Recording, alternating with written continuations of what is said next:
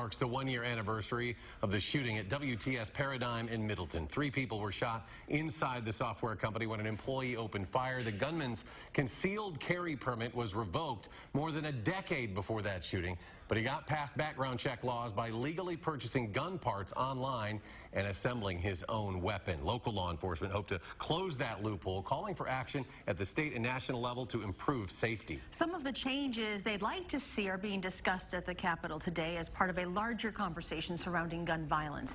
Madeline O'Neill has the story. A year after the workplace shooting in Middleton, lawmakers are joining in on the conversation, asking what can be done. Inaction, it costs too much. As state Democrats call for universal background checks and red flag laws that would allow for the seizure of guns from those deemed a threat.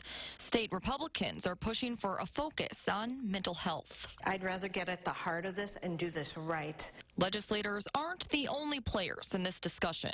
All of us as peace officers took an oath that we would protect our communities, and me advocating for common sense gun laws is a good way for me to advocate for the safety of my community. Whether it be implementing red flag laws or closing loopholes like avoiding background checks by building guns yourself. They call that building a ghost gun when you buy parts over the internet. It's a loophole. Middleton Police Chief Chuck Folk and Dane County Sheriff Dave Mahoney want lawmakers to make their jobs easier, especially after the Middleton shooting. Firearms. We as a nation need to say enough's enough and to remove the Second Amendment argument, because it is not a Second Amendment issue. It's about public safety. Well, obviously, as a licensed dealer, we'd rather have everybody come and buy it here, right? You know. As a manager at Deerfield Pistol and Archery Center, Brett Fankhauser has a seat at the table, too. In a sense, he says red flag laws are a weapon of their own.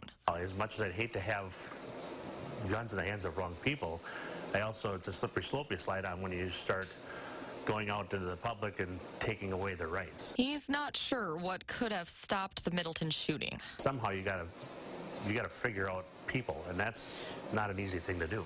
Lawmakers are still searching for common ground on how to prevent a future shooting.